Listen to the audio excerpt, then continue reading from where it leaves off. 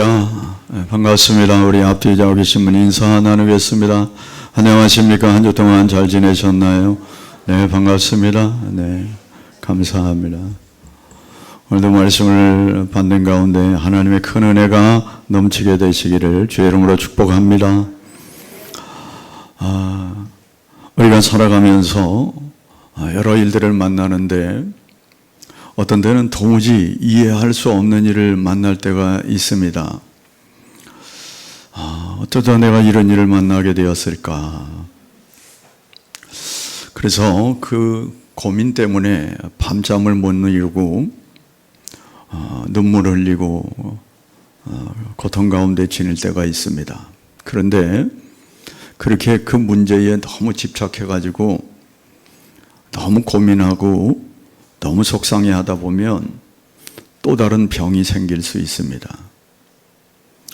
그러니까 그런 슬픔이 왔을 때 우리가 어떻게 해야 될까? 보통 우리는 다 나의 관점이 있어가지고 나에게 왜 하필 나일까? 그래서 하나님을 원망하고 시대를 원망하고 식구를 원망하고 여러 원망으로 쌓일 때가 많습니다. 그러면 그 원망이 가만히 있는가? 자꾸 미움 마음이 생겨가지고 상대를 미워하고 어떤 사람은 그것 때문에 괜히 아무 죄도 없는 지나가는 사람에게 해코지를 하고 그런 경우들도 있지요. 여러분, 그런데 말을 안 해서 그렇지 사실 가정마다 열어보면 문제없는 가정이 없습니다. 행복한 것 겉으로 보일 때 그런데 속으로는 누구나 다 한 가지쯤은 문제들을 가지고 있습니다.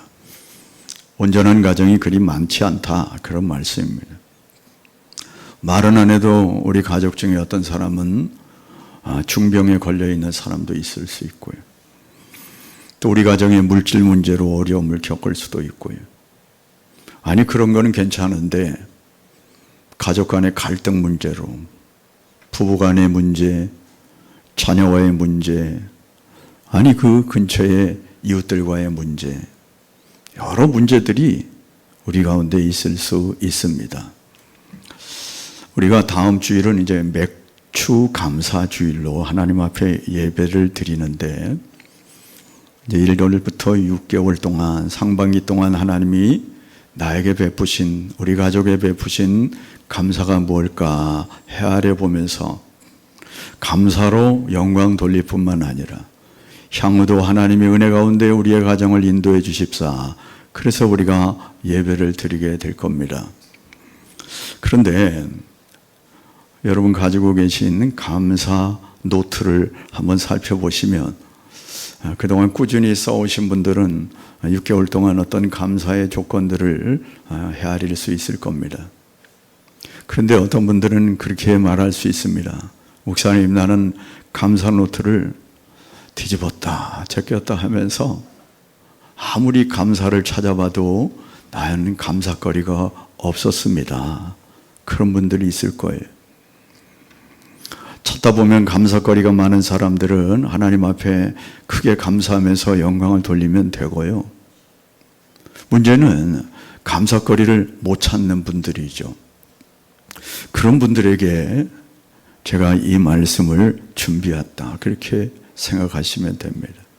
그래서 오늘 이 말씀을 받으시면서 저와 여러분 깊은 곳에서 감사가 회복되는 은혜가 있게 되기를 바랍니다. 세 가지 말씀을 드리려고 하는데, 아까 처음에도 말씀을 드렸지만 내 삶에, 내 가정에 도무지 이해할 수 없는 문제를 만나게 되었을 때 다른 사람들은 몰라도 성도들이 제일 먼저 해야 할 일이 무엇인가? 그것은 뭐라 해도 기도죠. 그래서 우리가 기도해야 합니다. 제가 제목을 역설적 진리라 이렇게 제목을 삼았습니다. 역설이다, 그 말은 영어로 paradox, 미국 반어로는 파라닥스라고 하는데 영국식 발음은 파라독스라고 합니다. 파라닥스라고 하는 이야기를 많이 들었을 거예요. 역설. 이것은 헬라어의 두 단어가 합해져서 그렇습니다. 파라라고 하는 것은 넘어서다.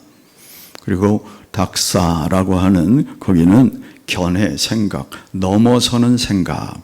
그게 역설입니다. 뭘 넘어서냐? 상식을 넘어서는 일들. 그런데 상식을 넘어선 건데 틀린 것 같지만 진리인 것들이 있어요. 겉으로 보기에는 모순되고 이치에 맞지 않는 것 같은데 자세히 살펴보면 그 안에 중요한 진리를 담고 있는 그런 상황들, 때로는 어떤 논리들, 그런 것을 역설이라 그럽니다. 좀 전에 말씀드렸는데 이런 어려움을 만나고 감사거리가 없는데 아니 원망해야 되는데 기도하라고요? 이게 역설입니다. 7절 말씀은 사도 바울의 고백이기도 합니다. 사도 바울이 뭐라고 말하냐면 내 육체의 가시 곧 사단의 사자를 주셨으니 라고 말합니다. 사도 바울이 누굽니까? 하나님의 복음을 온 세계에 전파하는 이방의 사도로 부름받아서 하나님의 복음을 열심히 증거하고 있는 와중에 있던 사람입니다. 그런데 사도 바울이 고백하기를 내 육체의 가시 곧 사단의 사자를 주셨으니, 주셨다 그 말은 누가 줬다는 거죠? 하나님이 주셨다는 거예요. 사도 바울이 자신의 육체에 가시가 있다고 말합니다. 근데 그게 내가 만든 게 아니라 하나님이 주셨다고 말해요. 가시라고 하는 것은 헬라어의 원래의 의미는 말뚝이라는 의미를 가지고 있습니다. 말뚝, 막대기, 나무 조각, 가시, 그런 의미의 단어와 같은 겁니다. 자기의 몸에 말뚝 같은 게 박혀 있다. 얼마나 고통이겠습니까? 이것은 아주 뾰족하고 날카로운 것을 의미할 때도 사용되는 단어입니다. 이 단어들이 구약에는 민수기 33장 55절에 이렇게 표현되고 있습니다. 너희가 만일 그 땅의 원주민을 너희 앞에서 몰아내지 아니하면 너희가 남겨둔 자들이 너희 눈에 가시와 너희 옆구리에 찌르는 것이 되어 너희가 거주하는 땅에서 너희를 괴롭게 할 것이요. 가시가 괴롭게 하는 찌르는 것이라고 말하고요.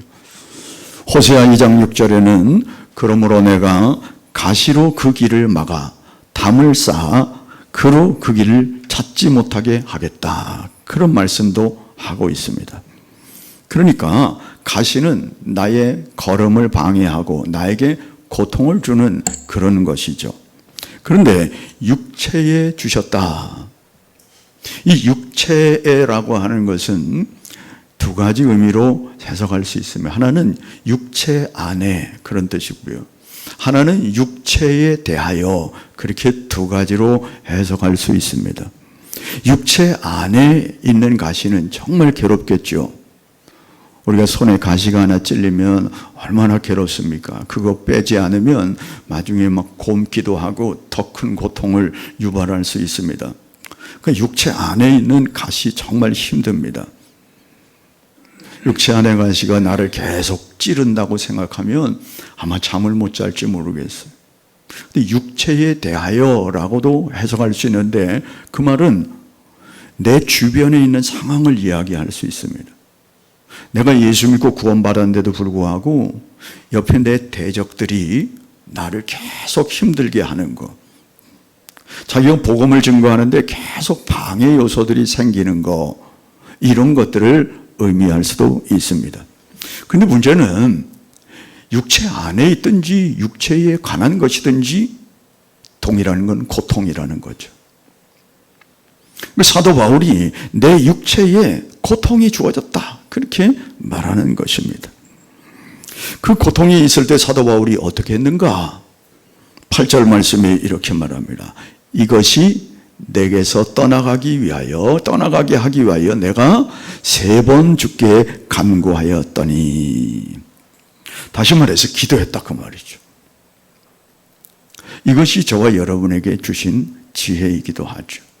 우린 고통을 만나면 고통을 바라보고 원망하고 불평하고 때로는 절망하지만 사도 바울도 정말 자기를 찌르는 가시가 나로 말미암아 진행된 게 아니라 하나님이 주신 건데 얼마나 억울하겠습니까?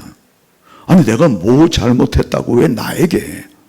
나 주님의 복음을 증거하는 내 삶 다 제껴두고 주의 복음을 증거하고 있는데 왜 나에게 이런 가시를 주시는 겁니까? 내가 말씀대로 살아가려고 애를 쓰는데 왜 나에게 이런 어려움을 주시는 겁니까? 저 관두겠습니다. 훌쩍 떠나버려도 되지 않을까요? 그런데 사도 바울은 그렇게 하지 않았습니다. 하나님 앞에 3번이나 기도했다고요. 여러분 대충 기도했겠습니까? 그 고통을 위해서 얼마나 간절하게 기도했겠습니까? 여러분 뭘 기도했어요? 그 가시가 옮겨가게 하도록 내 몸에서 떠나가도록 하나님께 간절히 3번이나 그것도 기도했다고 고백하고 있습니다. 여러분 예수님께서도 십자가를 앞에 두고 겟세마네 동산에서 기도하는데 땀이 흘러지는데 핏방울이 떨어지는 것 같이 얼마나 간절하게 기도했는지 주님도 3번을 그렇게 기도하신 거 우리가 알지 않습니까? 여러분 무엇을 말합니까? 저와 여러분이 어려움을 만날 때 해야 할 일이 있다면 그건 바로 기도하는 것이다. 역설입니다. 어떻게 기도합니까? 원망해 하나님을 떠나야 할 그 상황에서 어떻게 기도합니까? 왜 기도합니까? 기도의 결과를 우리가 알고 있기 때문에 그렇습니다. 야고보서 5장 13절 말씀입니다. 너희 중에 고난당하는 자가 있느냐? 그는 기도할 것이요. 여러분 주님이 야고보 사도를 통해서 이렇게 말씀하신 이유가 뭡니까? 시편 50편 15절 말씀도 우리가 교동문으로 읽었는데 거기도 한번 읽어보죠. 환난 날에 나를 부르라 내가 너를 건지리니. 부른다 그 말은 기도하는 거죠. 여러분 고난당하는 자가 있는 너희는 기도해라. 환난당하는 자가 있는 나를 부르라 나를 기도하라. 기도하라 하시는 이유가 뭘까요? 내가 응답 주겠다 그 말 아닙니까? 하나님의 약속입니다. 그러므로 우리는 이 약속을 받은 자 성도이기 때문에 고난을 만나면 기도의 자리로 나와야 하는 거예요. 평소에 안 나와도 괜찮습니다. 괜찮은 건 아니지만 그래도 환난을 만나고 괴로움을 만나면 하나님이 나에게 기도의 자리로 나오라고 하는 사인을 받고 하나님의 약속을 붙들고 기도의 자리로 나올 수 있게 되기를 바랍니다. 그게 역설이에요. 기도할 수 없는 상황에서도 기도하라고 말씀하시는 것이. 여러분 주님이 사역하는 가운데 어느 날 제자들이 모여 있었는데 주님은 없었어요. 그런데 제자들이 어떤 아버지가 자기 아들 간질병에 걸려가지고 자꾸 쓰러지고 하는 것 때문에 너무 괴로워서 제자들에게 아이를 고쳐달라고 요청했죠. 그런데 고치지 못했습니다. 그래서 주님이 오셨습니다. 뭐 때문에 이렇게 시끄럽냐? 그랬더니 그런 얘기를 하는 거예요. 그 주님이 말씀 한마디로 고쳐주신 거예요. 그리고 나서 주님이 마가복음 9장 29절에 이렇게 말씀합니다. 읽어봅니다. 기도 외에 다른 것으로는 이런 종류가 나갈 수 없느니라. 아멘. 그 주님도 기도하시고 온 거예요. 하물며 저와 여러분이 문제를 놔두고 기도하지 않는다면 기도 외에는 다른 것으로 이런 종류가 나갈 수가 없다. 여러분 문제를 만나셨습니까? 역설이지만 문제를 가지고 나와서 기도할 수 있게 되길 바랍니다. 감사거리가 없다고요? 주님 앞에 나와서 엎드릴 수 있게 되기를 바랍니다. 그리하면 하나님께서 우리의 상황을 아시기에 응답 주실 줄로 믿습니다. 그 아버지가 너무 안타까워가지고 저에게도 좀 믿음을 주세요. 할 수 있으면 저를 좀 불쌍히 여겨주세요. 이렇게 얘기했잖아요. 그랬더니 주님이 마가복음 9장 23절에 그렇게 말씀하셨지 않습니까? 예수께서 이르되 할 수 있거든이 무슨 말이냐? 믿는 자에게는 능히 하지 못할 일이 없느니라 하시니라. 할렐루야. 믿는 자에게는 능히 하지 못할 일이 없다. 못할 일이 없다고요. 왜? 믿는 자가 무슨 능력이 있습니까? 하나님이 능력이 되시는 줄로 믿습니다. 그래요. 이게 약속의 말씀이에요. 상황이 어렵다고, 감사할 거리가 없다고 뒤돌아설 것이 아니라 하나님의 약속의 말씀을 붙들고 주님 앞에 엎드릴 수 있게 되길 바랍니다. 세상 사람들은 그렇지 못해요. 원망하고 불평하며 떠나야 됩니다. 그러나 성도로 부름받은 저와 여러분은 역설이지만 그런 가운데서도 기도할 때 하나님이 응답 주시고 책임져 주실 줄로 믿습니다. 그런데 문제는 두 번째 있어요. 그렇게 기도하고 기도했는데도 고난이 옮겨지지 않는 거예요. 고통의 문제가 해결되지 않는 거예요. 아니, 하나님의 약속을 붙들고 기도하는데도 너는 내게 부르짖으라 내가 내게 응답하겠다고 말씀하시는데 응답이 없어요. 사도 바울이 하나님 앞에 3번이나 기도했어요. 제 생각에는 한 번만 기도해도 하나님 응답 주시면 좋겠는데 한 번 간절히 기도했는데 응답이 없어요. 두 번째도 간절히 기도했습니다. 아마 연거푸 3번 하지는 않았을 것 같아요. 제 생각에는 간절히 기도했습니다. 그게 또 다가오니까 또 엎드려서 평상시는 좀 괜찮다가 또 그 문제가 또 다가오니까 또 하나님 지난번에 내가 기도한 거 아시죠? 하면서 더 간절히 이렇게 3번이나 기도했습니다. 여러분, 그런데 그 고난이 떠나지 않는 거예요. 이럴 때 어떻게 해야 되는가? 두 번째 우리가 해야 할 일은 그 문제를 놓고 깊이 생각해야 하는 거예요. 기도했는데도 왜 응답 주신다고 약속하신 그 하나님의 약속이 왜 나에게는 이루어지지 않을까?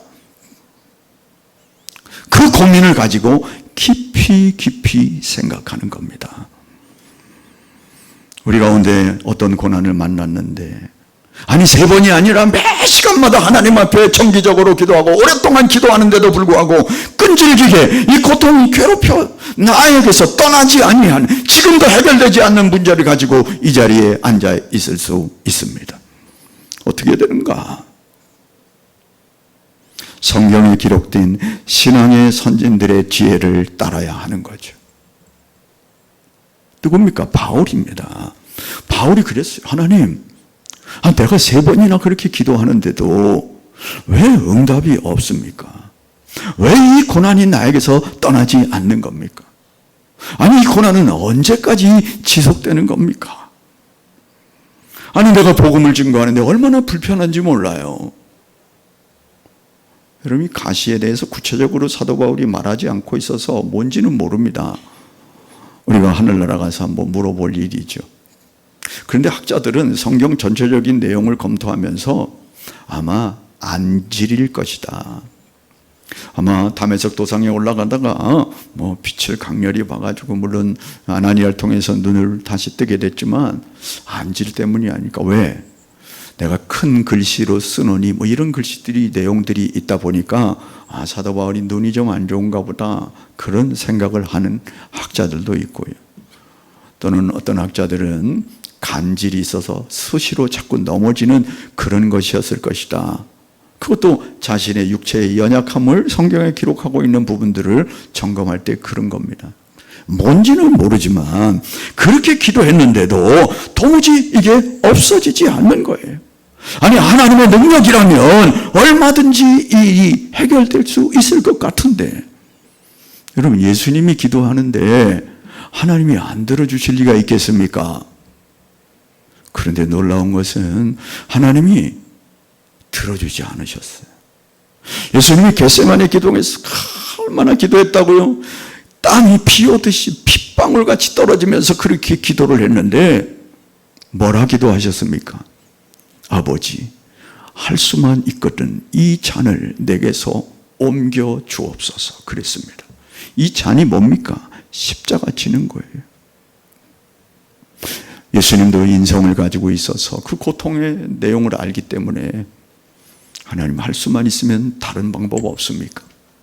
내가 십자가 지지 않고 이것 내게서 좀 옮겨 주옵소서 그랬는데 그래, 알았어, 옮겨줄게. 안 그랬습니다. 그대로 십자가를 지셨습니다. 그 뭘 말하는가? 예수님의 기도도 아버지 되신 하나님이 응답 주시지 않는가? 여러분, 잔을 피하게 하시지는 않았지만, 옮겨주지는 않으셨지만, 십자가상에서 다 이루었다. 얼마든지 감당하실 수 있는, 고통을 능히 견딜 수 있는 능력을 주신 줄로 믿습니다. 그래요. 그것은 하나님의 뜻이기 때문에 옮길 수는 없지만 기꺼이 감당할 수 있는 힘을 허락해 주신 줄로 믿습니다. 사도 바울이 하나님께 그렇게 기도했습니다. 7절 말씀을 다시 봅니다. 그렇게 여러 계시를 받은 것이 지극히 크므로 너무 자만하지 않게 하시려고 내 육체에 가시고 사단의 사자를 주셨으니 이는 나를 쳐서 너무 자만하지 않게 하려 하심이라. 여러분, 이 고백은 하나님이 응답 주시기 전의 고백이에요. 무슨 말씀이냐면, 자신이 그렇게 하나님한테 간절히 기도, 도무지 이해할 수 없는 이 일을 만나가지고 하나님께 엎드려서 3번이나 간절히 기도했는데도 응답 주시 않을 때 고민해 본 거예요. 도대체 이게 무슨 뜻일까? 왜 이러실까? 그렇게 고민하는 중에 깨달은 바가 뭐냐? 여러 계시를 받은 것이 지극히 크므로 너무 자만하지 않게 하시려고 그러는 거구나.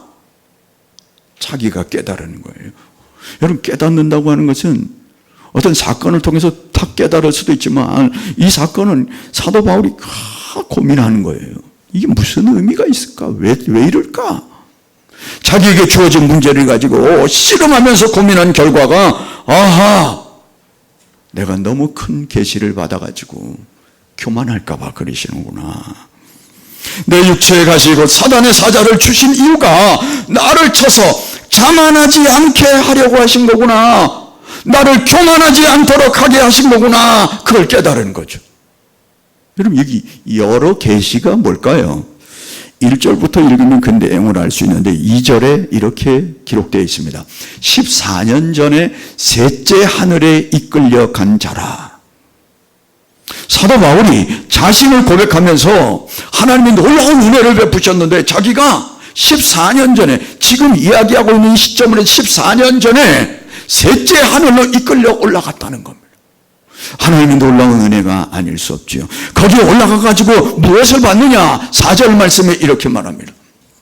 낙원으로 이끌려가서 말로 표현할 수 없는 말을 들었으니 사람이 가히 이르지 못할 말이로다. 하늘나라를 보고 온 거예요. 누가? 사도 바울이. 여러분, 왜 하나님이 사도 바울에게 이런 놀라운 은혜를 베푸셨을까? 우리가 생각하면 금세 이해가 될 수 있을 것 같아요. 사도 바울이 앞으로 당할 수많은 고난들이 있는데 14년 전이니까 더 그런 이 초기 단계에 있을 것 같아요. 앞으로 당하는 수많은 고난들을 헤쳐나가려고 하면 사도 바울의 이 찬란한 영광을 보여주고, 야, 네가 올 때가 여기야. 너 이것 때문에 복음을 증거하고 있는 거야. 너 어떤 어려움 당해도 이겨야 한다. 그런 용기와 격려를 주기 위해서 하나님이 그렇게 놀라운 광경을 보여주신 것이 아닐까요? 아마 그랬을 것 같아요. 제 생각에는. 그런 광경을 보고 지금 사역을 하고 있는 중입니다. 그런데 그 말로 할 수 없는 그 놀라운 은혜를 간직하고 있기가 너무 힘든 거 아니겠어요? 여러분, 우리가 기쁜 일이 있으면 누구에게 말해야 되지 않습니까? 막 입에 좀이 쓴다고 말하지 않으면 안 돼가지고, 내가 그 큰 기쁨을 가지고 있는데, 예? 여러분, 지금 사도 바울이 기도는 아무리 생각해도 알 수 없었는데, 생각해보다 어느 날, 아하, 하나님이 내게 큰 계시를 주셨는데 이것 때문에 그렇구나. 여기에 자만하지 않게를 2번이나 쓰고 있어요. 자만하지 않게는 교만하다 그런 뜻입니다. 위로 올리다 그런 뜻을 가지고 있어요. 자만이라. 자신을 위로 올리는 겁니다. 자신을 어깨를 들썩이면서 나 이런 사람이야 라고 말할 수 있는 것. 감히 나처럼 하나님의 나라를 보고 온 사람이 있어? 나 이런 사람이야? 그렇게 말하는 그 교만을 제어하려고 하는 장치였다는 걸 알았어. 아하, 내 교만을 방지하기 위해서 하나님이 방지책으로 이 가시를 주신 것이구나. 여러분, 이런 고통은, 이런 깨달음은 자신에게만 있는 거예요. 자신만 알 수 있는 거예요. 옆에 사람이 뭐라 그래도 모릅니다. 그거는. 그 사람의 배경을 어떻게 알 수 있습니까? 그 사람의 살아온 환경을 누가 압니까? 나만이 가지고 있는 문제는 내가 깨달아야죠. 그러기 위해서는 기도하고, 그 문제가 기도했는데도 불구하고 해결되지 않을 때는 문제를 깊이 더듬어 보는 거죠. 도대체 이 문제는 어떻게 온 건가? 왜 나에게 이런 것이 왔을까? 여러분, 하나님이 주셨다고 말이에요. 어떤 사람들은 이 고난의 문제가 오면 그냥 이분법적으로 사단이 준 거다. 죄를 지었기 때문이다. 그렇지 않습니다. 여러분, 죄 져야만 어려움 오는 거 아닙니다. 그럼 욥은 무슨 일입니까 도대체? 당대의 의로운 자라고 소문난 하나님이 인정한 욥은 왜 고난을 당하는 겁니까? 죄는 고난, 이거 아닙니다. 하나님의 또 다른 섭리가 있습니다. 연단을 통하여 더 빚으시려고 하는 하나님의 뜻도 얼마든지 내 삶에 있는 줄로 믿습니다.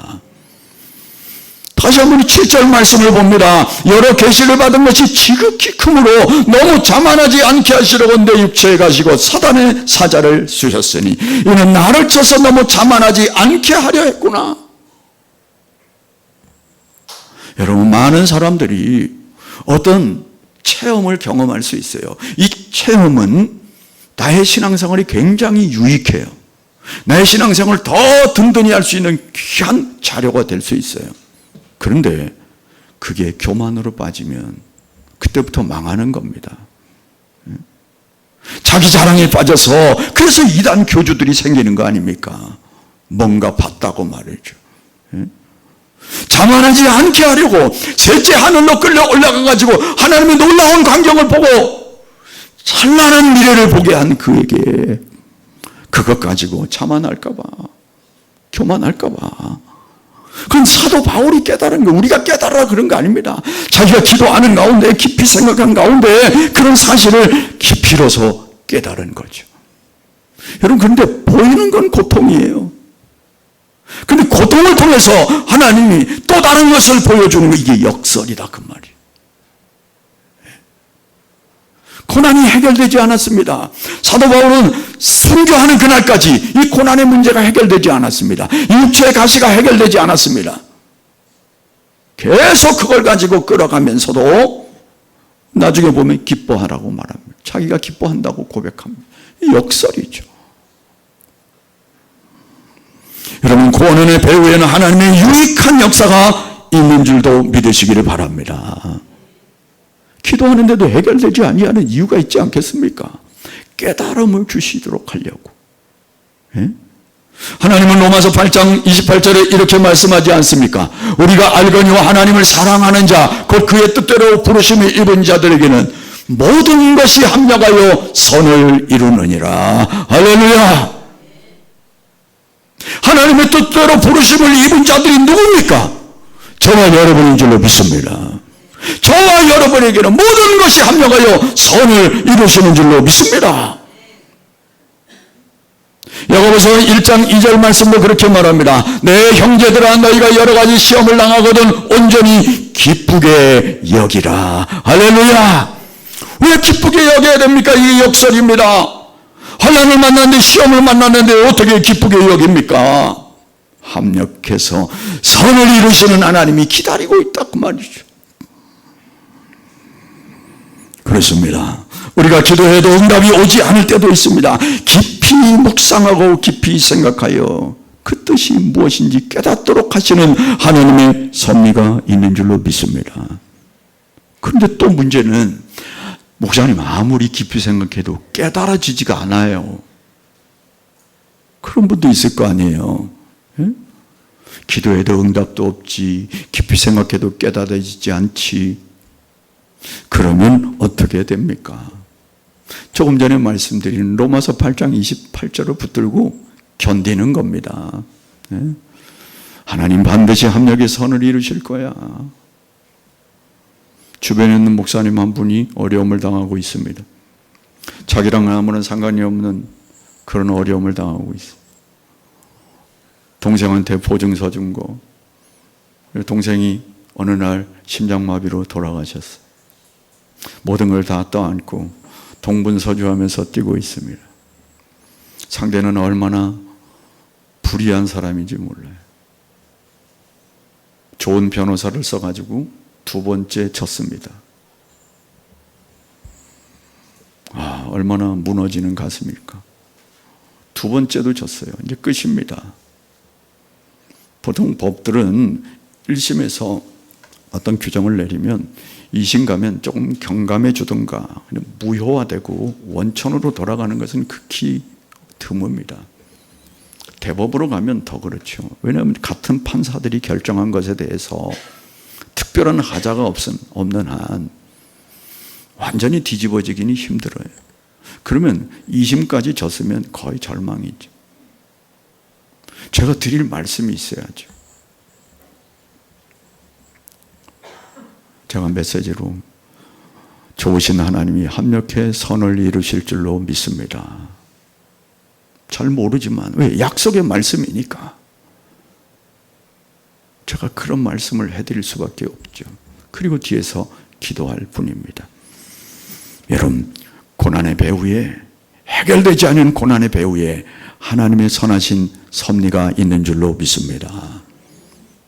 마지막 우리가 이 말씀을 통해서 봐야 하는 것은 나의 약함이 하나님의 능력이 된다는 거예요. 9절 말씀을 읽어보겠습니다. 나에게 이르시기를 내 은혜가 내게 족하도다. 이는 내 능력이 약한 데서 온전하여 짐이라 하신지라. 이걸 깨닫고 보니까 하나님이 응답을 주신 거예요. 아하, 하나님 나 교만하지 않도록 하시는 거구나. 그걸 깨닫고 나니까 하나님이 응답을 주셨는데 하나님이 나에게 말씀하시기를 내 은혜가 내게 족하도다. 이는 내 능력이 약한 데서 온전하여 짐이라. 이건 조금 해석하기가 이해하기가 좀 힘들 것 같아서 제가 공동 번역을 찾아봤더니 거기는 이렇게 번역이 되어 있습니다. 너는 이미 내 은총을 충분히 받았다. 내 능력은 약한 자 안에서 완전히 드러나느니라. 여러분 그렇지 않겠습니까? 강한 자 앞에 하나님이 하실 일이 없어요. 자기가 지혜롭고 자기가 똑똑하다고 하는데 뭐 도와줄 일이 있겠습니까? 됐다고 나 혼자 한다고. 그러나 연약한 자들은 하나님께 엎드리지 않겠습니까? 온전하여 진다. 그 말은 현재형 수동태를 쓰고 있어요. 계속 온전해지는 걸 말해요. 연약한 자에게 하나님이 그에게 능력으로 역사하셔서 계속 온전해지게 한다고요. 이게 변함없는 진리입니다. 여러분 하나님의 능력은 아브라함이 생산 능력이 있을 때 나타나지 않았어요. 아브라함이 아무런 소망이 없을 때, 바랄 수 없는 중에 그의 몸이 죽을 것 같음을 알 때, 나는 아무것도 아닙니다. 나는 이제 포기입니다. 그럴 때 하나님이 아니야. 네 몸에서 날 자가 내 자손이야. 할렐루야. 그렇습니다. 약한 데서 하나님의 강함이 나타나. 마르다와 마리아가 오라버니가 병이 심해졌습니다. 그래가지고 전가를 보내서 주님 빨리 오셔서 좀 우리 오빠 좀 고쳐주세요 그랬는데 주님이 이틀을 거기서 더 안 오세요. 알면서도. 아니 주님이 얼마나 그 집을 자꾸 들락날락 했는데 가서 그래 빨리 가야지. 안 가시고. 그리고 돌아가신 뒤에 왔어요. 그리고 더 이상 절망이고 소망 없습니다. 무덤에 돌을 옮겨 놓으러 할 때 주님 이미 냄새납니다. 끝났습니다. 믿으면 하나님의 역사를 보리라. 할렐루야. 나사로야 나오너라. 할렐루야. 그렇습니다. 여러분 탕자가 집으로 돌아오는 것은 왜 돌아왔을까요? 넉넉할 때 돌아오지 않았습니다. 짐 챙겨가지고 돈 챙겨가지고 아버지 떠날 때는 돌아올 생각이 없었어요. 다 떨어지고. 돼지가 먹는 쥐염 열매를 먹고자 하지만 주는 이가 없을 때 아버지에게 돌아가야 되겠구나. 여러분, 사람이 능력이 있을 때는 하나님 찾지 않습니다. 돈 떨어지고 세력 떨어지고 물질 떨어지고 내 지혜 떨어져야 그때 하나님이 귀한 줄 알고 그때 찾아오는 게 인생. 그래서 사도 바울이 그걸 깨닫고 나서 그래서 내가 약한 것을 자랑한다고 이야기해요. 그래서 9절 말씀입니다. 그러므로 도리어 크게 기뻐함으로 나의 여러 약한 것들에 대하여 자랑하리니 이는 그리스도의 능력이 내게 머물게 하려 함이라. 할렐루야. 저와 여러분이 약한 그때가 하나님의 능력이 나를 통하여 나타나게 되는 줄로 믿습니다. 이사야 57장 15절도 그렇게 말합니다. 또한 통회하고 마음이 겸손한 자와 함께 하나니 이는 겸손한 자의 영을 소생시키시며 통회하는 자의 마음을 소생시키려 함이라. 아멘. 겸손할 때 하나님이 임한다 그 말입니다. 사도 바울이 얼마나 능력이 많습니까? 자기 작업하던 이 에이프론을 갖다 줘도 사람 병이 났습니다. 세상에. 앞치마 갖다 줘도 병이 나요. 사도 바울은 말 한마디에 놀라운 역사들이 나타나는 그런 능력자였습니다. 자기 병은 못 고치고 있는 거예요. 왜? 교만하지 않으려고. 이 능력이 내가 약할 때 하나님이 나타나는 거로구나. 그걸 깨닫기 때문에 여러분, 우리 가운데 아직도 사도 바울 비교할 수 없는 어떤 어려움과 가시가 있을 수 있습니다. 여러분, 그러나 낙심하지 마시기 바랍니다. 주님을 의지하시길 바랍니다. 이것 때문에 내가 주님 앞으로 나올 수 있었다면 그게 복인 줄로 믿습니다. 약한 가운데서 나를 능력으로 온전케 하시는 그 하나님이 나를 부르시는 줄로 믿습니다. 인간이 약해질 때 겸손해집니다. 주변에 사람이 없어질 때 약해집니다. 중병 들어봐야 하나님 귀한 줄 알고 건강 귀한 줄 알죠. 여러분 인생이 얼마나 연약한지 모릅니다. 떵떵거릴 거 아무것도 없습니다. 아유, 오늘 많은 사람들이 절망했을 겁니다. 왜요? 축구 끝났습니다. 32강 끝났습니다. 지금 비행기 티켓 예약하고 돌아와야 됩니다. 방법 없어요. 저는 축구를 되게 좋아해가지고 기대하고 보다가 전반전 보다가 껐습니다.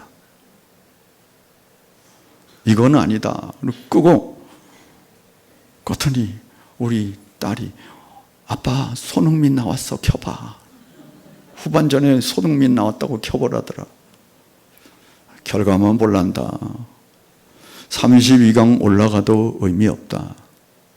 제가 그랬습니다. 왜 그랬을까요? 저 혼자 생각으로는 가나 맞나요? 남아공인가? 남아공이 우리보다 순위가 한참 낮습니다. 60등이에요. 피파 랭킹 60등이고 우리가 25등입니다. 그러니까 비기기만 해도 우린 간다. 움직이질 않더라고. 야 가서 오늘 몸 풀고 오자 그랬나 봐. 웬걸? 지금 9개 수를 다 놓쳤어요. 하나도 맞는, 한 개만 맞았어. 교만하면 안 됩니다. 그리고 아까 보니까 누가 그랬대요. 이번에 만일 기회가 쥐어주면 머리 받고 싸우겠다고, 머리 받고 열심히 하겠다 그랬대요. 진작 그러지, 진작. 예? 여러분, 까불면 안 됩니다. 야고보서 4장 14절 말씀입니다. 내일 일을 너희가 알지 못하는도다. 너희 생명이 무엇이냐? 너희는 잠깐 보이다가 없어지는 안개니라. 여러분, 안개입니다. 잠깐 보이다 사라지는 안개입니다. 이 얘기를 왜 할까요? 인생 너무 의지하지 말라 그런 의미. 하나님 의지하고 살아라. 예, 그 말씀이죠. 약해질수록 더 하나님을 바라보아라. 하나님 믿고 나아가라. 마침내 기쁨이 될 것이라고요. 10절 말씀 봅니다. 그러므로 내가 그리스도를 위하여 약한 것들과 능력과 궁핍과 박해와 곤고를 기뻐하노니 이는 내가 약한 그때에 강함이라. 할렐루야. 여기에 우리 성경에는 잘 나타나지 않는데 원어 성경에 다 앞에 인이 있어요. 인, 안에. 그 말은 내가 그리스도를 위하여 약한 것들과 능력 안에서, 궁핍 안에서도, 박해 안에서도, 곤고 안에서도 기뻐한다. 왜? 알았어요. 깨달았어요. 여러분, 이 도회공들이 말이죠, 이 그릇을 빚으려면 흙을 구해야 되잖아요. 흙을 어떻게 구할까요? 아무 뒷동산에 가서 흙 가져옵니까? 안 그래요. 좋은 흙이 있는 동네를 찾아가 가지고 그 흙을 가져와서 그냥 씁니까? 아니에요. 채로 다 걸러 가지고 아주 미세하게 그렇게 곱게 해가지고. 어렸을 때도 벽돌 찍는 거 보니까요, 막 그 쇠면을 막 부어져 모래를 막 이렇게 채에다가 해가지고 걸러가지고 곱게 해가지고 미장도 하잖아요. 예? 거친 거 쓸 수 없습니다. 그렇습니다. 하나님이 우리를 사용하려고 하면 거친 거 좀 다듬어야 되잖아요. 도회공이 그래야 멋진 그릇이 나오지 않습니까? 걸러야 돼요.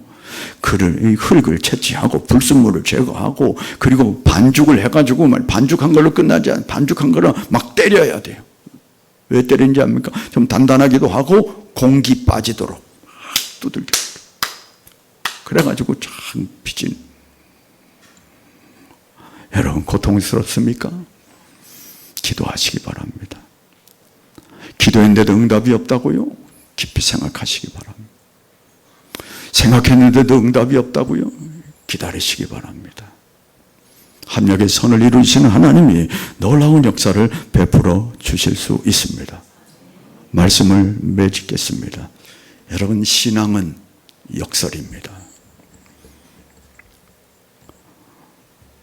여러분, 신앙은 역설이에요. 분명한 것은 그럼에도 불구하고 하나님이 합력의 선을 이루실 줄로 믿습니다. 감사거리가 없다고요?